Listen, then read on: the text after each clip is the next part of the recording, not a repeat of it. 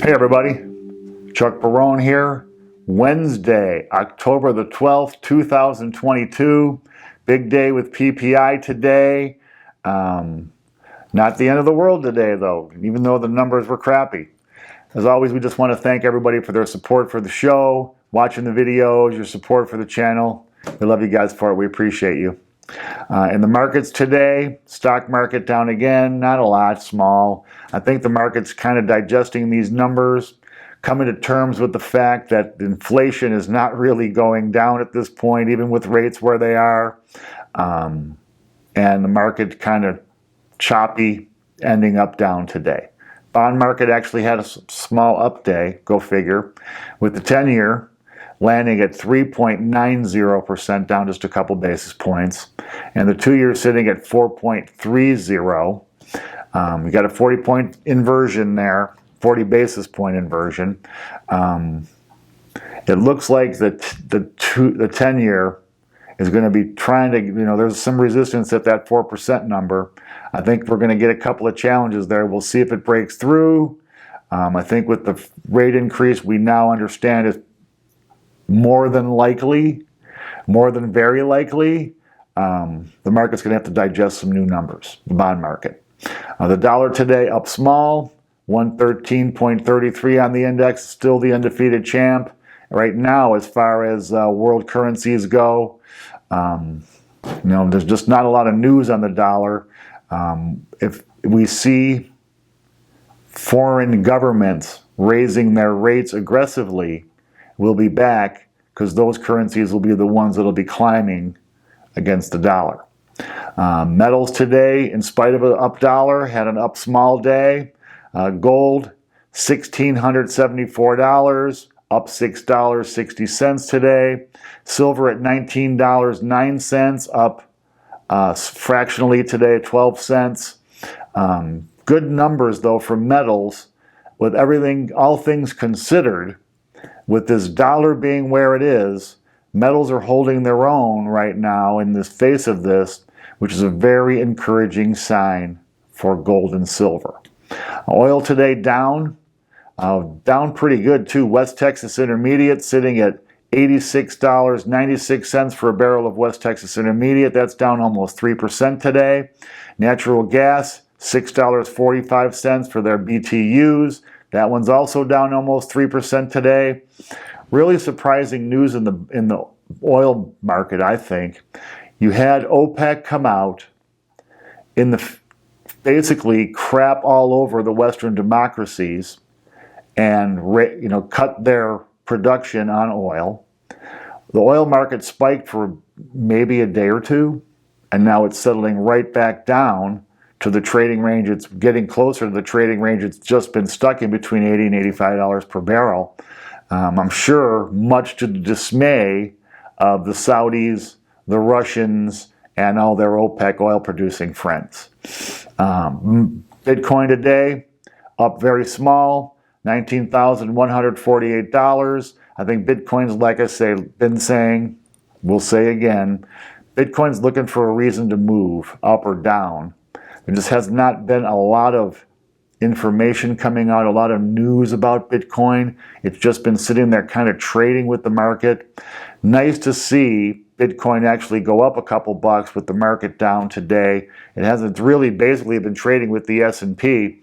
So we'll see. We'll keep an eye on Bitcoin for you guys and see where this ends up going. The charts do not look great right now, but it's kind of been, because it's been in that trough for a while, it's not so much of a downslope as it was. We'll keep our eyes on Bitcoin. In news you guys need to hear today, of course, the big news today was the PPI numbers, the producer price index. It came in higher than expected, coming in at 8.5%. That's the top line number. Economists were expecting 8.4. That's down from 8.7 last month. If you want to call 8.7 to 8.5 a down move.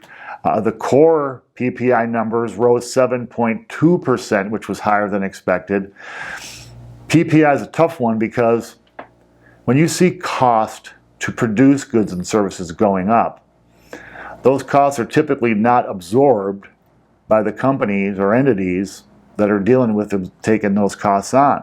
Typically they're passed along, plus the profit margin for the consumer selling to the consumer.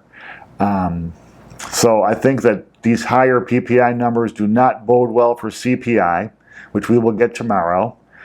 They're expecting 8.1% on the CPI number. We'll see how accurate they are.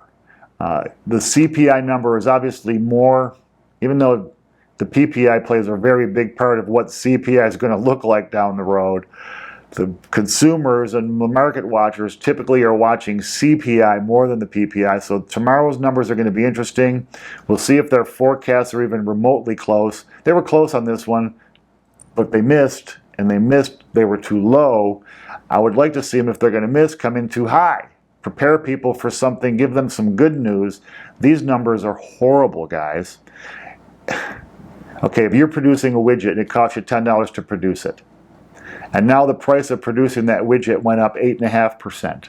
So now it costs you just under $11 to produce that same widget. Are you going to absorb that cost yourself, or are you passing it along? So now they're going to pass it along to the person, the store, or whatever that's selling directly to the consumer.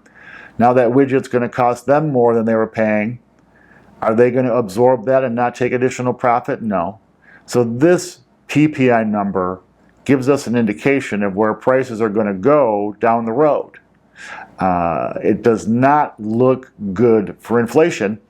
I think the Federal Reserve is going to have to come to grips with the fact that even though rates they've really done their duty and increased these interest rates, they're not even close to what we need to tame this inflation, guys. Remember, I've been saying this and have said it many, many times on the show. When Volcker finally beat inflation down, he had to raise the interest rate significantly higher than the rate of inflation to beat the inflation down. Now, it caused a big recession, and that really is ultimately what took the inflation down, not the interest rate increases themselves. But we have a Fed funds rate right now of about 3.35%. We got a core inflation rate of about 8.5%. Not even close. It's still totally negative. So they have their work cut out for them on these rate increases. There's just no denying it. We'll see if they got what it takes, like Volcker did, to vanquish this inflation. I got my doubts. I really do. Even if they go by that CPE number that the Fed likes to use, the personal PCE, personal consumption expenditures or whatever, it's still going to have to go up to 6.5% on the overnight rate. We're not even about halfway there, maybe. What will that do to the markets? What will that do to the economy, real estate, cars, every borrowed money, banks, credit cards? I don't know. I think that they're really in a pickle here. And if they pivot too soon and they start to ease policy, they ease monetary policy, now this inflation that's already astronomically high just gets entrenched and moves higher. I don't think that the public is ready to live with that. Politicians will be screaming bloody murder. The Fed's doomed either way. You know, if they raise rates and do what they have to do to beat inflation, they're going to be screaming at the Fed that they're causing this bad recession, they're causing unemployment, they need to turn it around. If they don't fight the inflation and they ease monetary policy, now you're going to have them screaming that the Fed's doing the wrong thing, they're not defending the dollar, they're staying away from their mandate, which is to stable prices. They're doomed. They're just doomed. There's no good ending here for the Federal Reserve. And it seems to me like they've made up their minds that they're going to fight this inflation to the end. Now, again, talk is cheap and doing something is way different. Look at the Bank of England, right? They were talking very tough on inflation. They had their big crisis with their pension systems. We're going to talk about that in a second here. And they caved and had to get into the bond market to stabilize it. because the rates on their 30-year gilts were rising so quickly. They were getting these pension funds who apparently what they do is they buy these bonds with the cash they have. Then they borrow money on those bonds they bought with the cash they have to buy more bonds to try to increase their yields. And all these purchases are on margin. They were getting massive margin calls. We're looking at pension funds basically going belly up. And not only that, but having to sell into a declining market, which just make everything way, way worse. Well, do we want this to be the new norm here, guys? The Federal Reserve's doomed. The banks around the world are doomed. What would you rather see the Federal Reserve do? I mean, which poison would you pick if you were St. Jerome? Would you fight inflation, raise rates where they need to be to vanquish the inflation, figuring probably minimum 7% on the overnight, right? Or would you go back to easy money, bring the economy back around, price increases be damned? Because that's the Hobson's choice they're faced with. Tough call there, guys. Very, very tough call. Speaking of the Bank of England, their chairman Bailey came out and was saying today that there will be no extension of the bond buying program. It will be ending on Friday.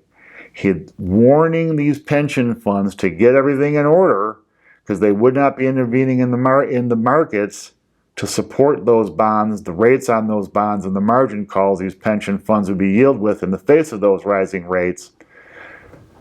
The pound been taking a beating, down under 110 to the dollar. Incredibly low exchange rate for the pound. So what do you guys think there? I mean, does the Bank of England stick to their guns? Do they let the chips fall where they may? Do they let these pensions take gigantic losses?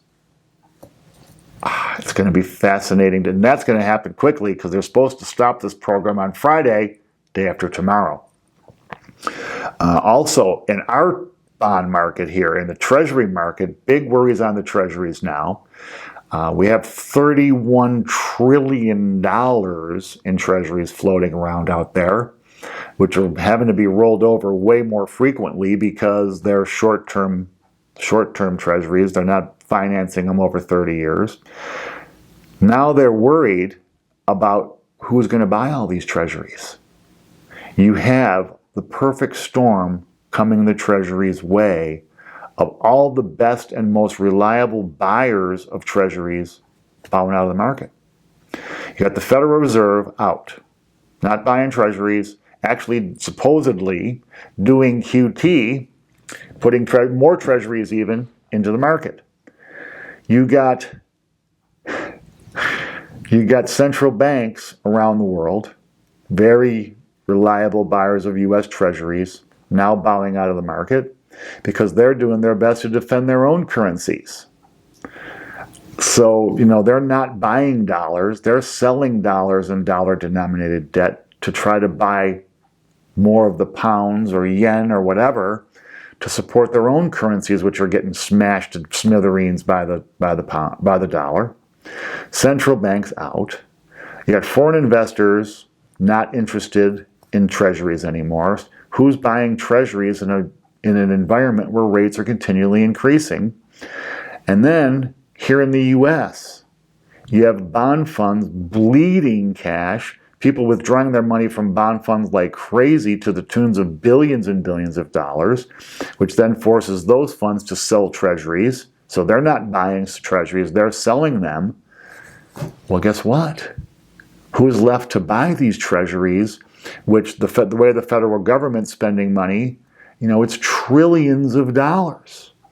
Where are they going to find? This is going to put an incredible amount of pressure on not only the Treasury, who's going to have to deal with this, but the Federal Reserve, who's going to have to decide, do they let these Treasuries get a giant spike in rates or do they support them? Because that's what's going to happen. Illiquidity in a bond market, or lack of demand in a bond market, does one thing. It spikes rates, it spikes yields until there's interest in that market, and here comes the money. I don't know, guys. This is a scary one right now. The Treasury, with the level of debt we're carrying and the amount of debt they have to roll over, it's very, very, very bad news for the bond market, which is already in a bear market, and the U.S. Treasury, not to mention our geniuses in Washington who can't stop spending money they don't have. So they just think that all of this is automatic. They can spend money they don't have into oblivion, and the Treasury is going to come up with it somehow. There's a market out there that's bottomless for U.S. Treasury bonds, they think. Well, we're going to find out the limit. We really are. Anyway, guys, I hate to keep pounding the bad news here. It just is what the market is right now. We're going to find a way through this. If you've been listening to the things we've been advising, you're doing okay right now. Your portfolio has been taking a little bit of a hit, but nothing compared to what typical mutual funds or bond funds or typical investors are dealing with. You probably have a little more money put away than you did. If you've been able to, you probably paid a little bit of your debt down. If you've been, number one thing we've been advising is don't add on any new debt. Hopefully you guys have been able to do that. And preparing yourself for what's to come here, because this recession, they're going to force a bad recession. There's going to be a lot of people losing their jobs. If one of those people is you need to be getting yourself prepared for that, a year ago. But if you haven't done that, starting yesterday, starting immediately. Anyway, guys, we love you on the channel here. We're going to find our way through this. This is not the end of the world. It's just going to be a tough time we're going to go through here with a lot of twists and turns with the whole entire global economy involved. We're going to do everything we can every day to keep you guys appraised of it. We hope you appreciate our efforts here. We certainly appreciate your support. We'll talk about tomorrow, big day, CPI. We'll be here to talk about it and the consequences and what you can expect going forward. Until we talk tomorrow, guys, take care. Thanks.